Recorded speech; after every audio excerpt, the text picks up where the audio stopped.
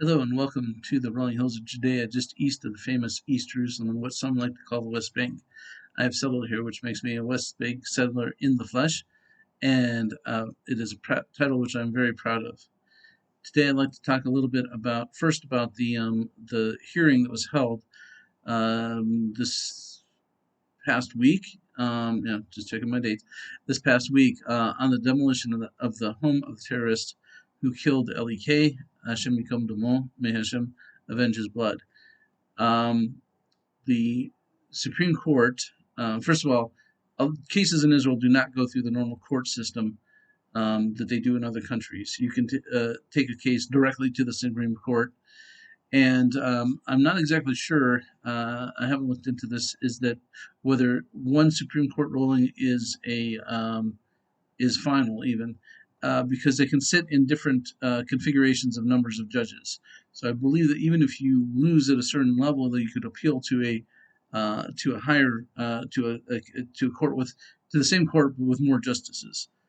Um, this case I believe was heard by three judges, and interestingly, for the first time, the Supreme Court decided that they don't. So let me back up a step.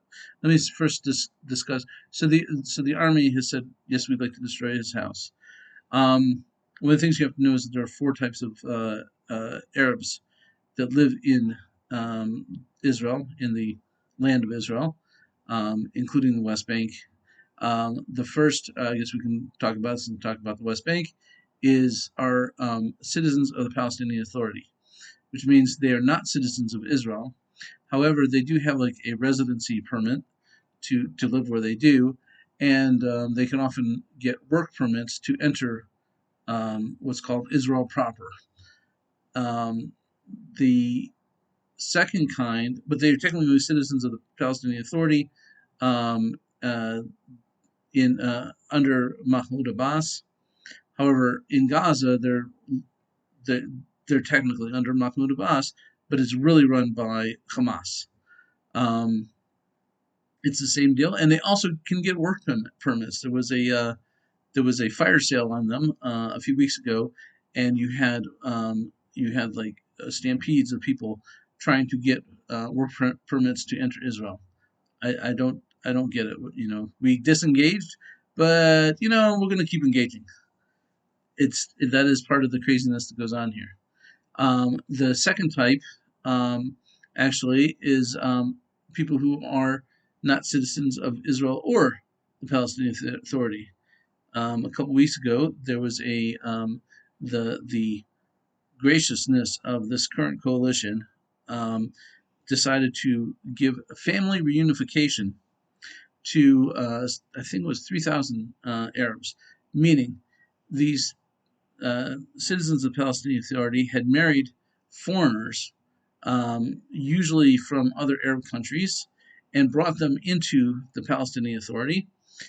So we wind up with more Arabs who have no connection to the land of Israel at all. But then Israel says, okay, you're allowed to get Palestinian Authority citizenship now, which means you're legally, entitled to the stuff we mentioned above, in particular to stay here. So we just wind up with more Arabs who, just love us. The next one is the sort of in ascending order of rights are residents of Jerusalem. After the 67 war, Israel uh, declared sovereignty, what someone called annexing, but that's not really a correct term. But they made Jerusalem, according to Israeli law, officially part of Israel. And when they did that, they offered everybody who was there citizenship. Everybody who was there of the Arab persuasion said, no, no, no, we're not going to be citizens. So they said, okay, well, we're going to force you to become quasi citizens. So they have the right to travel anywhere within Israel, and they have the right for everything except to vote, and they have the right to apply for citizenship should they wish to. Of course, there's a big stigma against becoming an Arab, becoming an Israeli citizen, so it doesn't happen so much. The last ones are the Israeli Arab citizens. Um, they they're often looked down upon as traitors by the rest of the Palestinian people and amongst the Arab world in general, because they accepted a citizenship. It was also thrust upon them in after the 1948 war. Anyone who was still left in territory that Israel had conquered, had not moved out, um, was given Israeli citizenship, whether they wanted it or not. Some groups had joined with the Jews, in particular the Christians in Abu Ghosh, and also some of the Bedouin, which brings us to the big. Oh, sorry. So back to Ellie. Um, the the terrorist who killed Ellie was a resident of Jerusalem. So he basically had all of the rights of any Israeli citizen, including the right to travel anywhere in Israel. And his house, because of that, becomes harder legally according to Israeli law for whatever to knock down. However, the army has said they want to knock it down now. Actually, it's not really knocking it down. Um, the immediate family, the building, from what I understand, is owned by the larger family, and the immediate family has like one floor in this place. So they basically strip it all out and cut off the water and electricity and everything, and strip it down past the plaster and stuff, try to make it as unusable as possible. I don't know that that works, but that's what they do, and it's felt that this does have a deterrent effect. One of the other weird uh, uh, things about Israeli law is they have no concept of standing. In most countries, in order to, especially in the U.S., in order to bring a lawsuit, you have to have been hurt by the person you're suing. I can't come and claim a lawsuit for some guy I don't know and say I'm suing on his behalf. He was hurt. You have to be the person yourself. In Israel, there's no such thing. So there is a group called the Moked, which literally means call center or something like that. But it's a left wing group. It takes millions of dollars in foreign money, and every time there's an order for a house demolition, they go to the Supreme Court to fight it. And that's what's happening. That's what happened now. So my Mekutan, my which means my son-in-law's father. It's a great word. Mekutan, Mekutenet is the mother. It's wonderful in Hebrew. You have an expression for that relationship, especially if you have a good one, which we do. Um, he went to the hearing. He is they got a lawyer who spoke, who emphasized that the family's take on it is not, oh, we're out for revenge against us, but against anything. It's just not their nature, and but they want to prevent the next terrorist attack, which we all do. Um, Part of the point of this podcast is trying to prevent the next terrorist attack. The court decided that that they don't need to issue a stay of the demolition. When someone files the a challenge to the demolition, we're going to say, oh, we don't need to, we no longer need to issue a stay. And this, for whatever reason, the right wing group Inter2 praised this. However, what they really said was, you don't have to issue a stay because filing the petition creates a stay. So there's no point in going through the extra paperwork of saying, oh, and by the way, there's a stay on the demolition. Um, the courts heard the testimony, both pro demolition and from the other group, which says, oh no, it doesn't discourage anybody from terrorism. It actually makes it worse. They're gonna want revenge for the fact that you kicked them out of their house. Um, I doubt that that's true, and but we're still waiting. We're gonna have to see what happens. The other big story that's been in the news this past week has been about the Bedouin. As I mentioned before, one of the groups that lives here are Israeli citizens who were largely forced to take Israeli citizenship, whether you wanted to or not. Now, the totally above board is that there are people who are very happy to live in Israel, even being a non-Jewish Arab citizen, because it's better than the other places in the Middle East. Um, we have a higher standard of living, we have more rights, things like that. However, there's a lot of them that identify as Palestinian, who are completely opposed to the state of Israel, who will fight anything that they can. Which leads us to what happened, which also makes not a lot of sense, but in Israel has its own logic.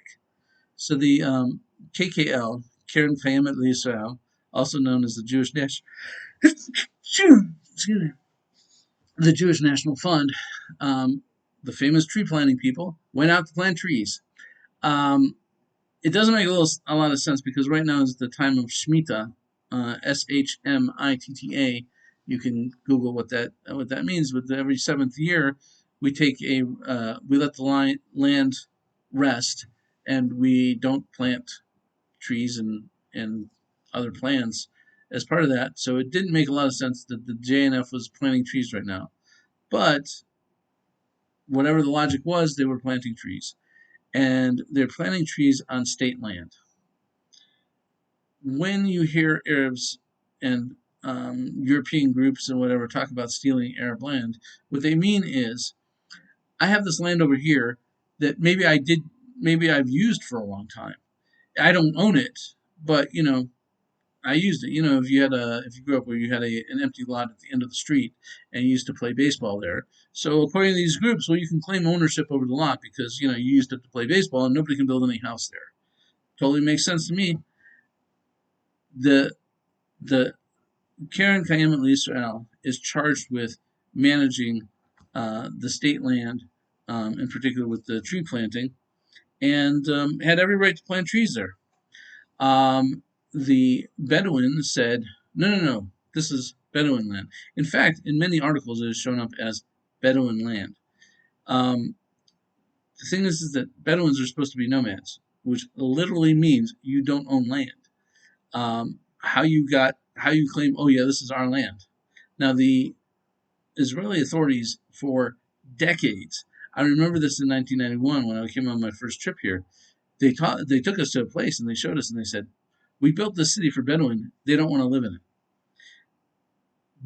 it. A lot of the Bedouin, especially in the south, have started to settle down into houses and build the houses themselves. Now, the great thing about building a house with yourself with no permit is you can do it really cheap. You can get exactly what you want. So it behooves you to build illegally. And in this latest government that was formed, the everyone in the government had one goal. The goal was they hate Netanyahu. Now they also said that, which is true, that they hadn't been able to pass a budget. However, the people in the government didn't pass a budget because they didn't want to go with Netanyahu and form a government with him. So the whole goal basically was to get rid of Netanyahu, and people are pretty open about this. Because of that, they have everybody who hates Netanyahu, the far left. They have, and in particular, for the first time in history, they invited an Arab party to be part of the ruling coalition. The Arab party happens to represent mostly Bedouin in the south, which is the big area for them. They also live around here in Judea and Samaria, also known as the West Bank, and they are have threatened a coalition crisis if we go ahead with more tree plantings. So they said, well, we were only scheduled to do it until I forget which day it was, like Wednesday. So like, okay, it's over and everything. Um, and if they tear them down later, okay, whatever. They're still protesting. They've been protesting in Nazareth, in the north, which is a very big Arab town, um, and and in the south, to the extent that they had blocked the road on Route 31 between Arad and Beersheba, and have in recent years have made it so dangerous for motorists to go on those roads that in this particular case, when they're protesting, the schools shut down and went to Zoom because it's too dangerous to send students along those roads because of citizens of the state of Israel. Um, not Palestinians, not whatever. These are our friends and happy-go-lucky neighbors that we all can get along. Kumbaya. Uh, this all comes on the heel of two things related to Bedouins in the South. Number one was that for years, I remember my daughter telling me about it, that when they would go to the firing range, a Bedouin just come and go across the firing range, and you were required to stop. Now, it's completely illegal for a Bedouin or anybody to be running across or hanging out or anything else on the firing range, but they do it. They would also it was a well-known thing that they would steal military equipment all the time from bases. They just walk in, walk out. You couldn't shoot them. You couldn't stop them. There was just nothing you could do. As a soldier, you're just supposed to stand there and let them do it. And recently, they changed. They on paper at least they changed the laws, the instructions. I should say so that they could shoot at people stealing military equipment from bases. As far as I know, nothing has happened though. There haven't been. I mean, you would think that if it had ever happened, there would be huge reports all over the media. Like such and such Bedouin was killed by horrible Israeli soldiers.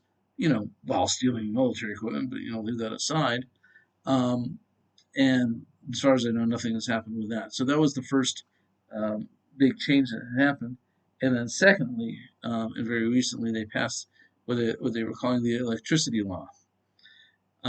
As I mentioned before, the Israeli government had tried to build cities. The Bedouin didn't want those cities. They wanted to build other structures and wound up building complete, towns and thousands and thousands of illegal buildings, taking over areas that are supposed to be public state land, meaning they belong to the government, and it's supposed to be used, for whatever, both for new settlements and for whatever other things that the government wanted to do with the land. But you can just come in if you're Arab, you can go and build a house there, and no problem. If you're Jew, no, they'll come and tear it down right away because they're not afraid of the Jews. They know that the Jews are not going to start killing the policemen who come to tear down their stuff. Whereas they believe that the Arabs definitely, and the Bedouin included, all that led to this electricity law. Since the coalition relies on an Arab party, and the way it works is that you have to have at least 60 seats in the 120 seat Knesset, and the current government only pretty much has exactly 60 seats when it formed. Um, they can't lose anybody. So if any of the parties say this is a red line, you cross this and we're leaving the coalition, which of course the Arabs have the least to lose in doing that because yeah, they wanted to get rid of Netanyahu, but it wasn't for the betterment of the state of Israel. It's whatever serves their purpose. Um, they uh, now they said, as part of their negotiations to join the coalition, they said you have to make all these settlements in the Negev in the south legal. Um, so they were granted legality, which means they need to be hooked up to electricity, hence the name of the law, and water officially. Instead of stealing it, you get officially hooked up to these things.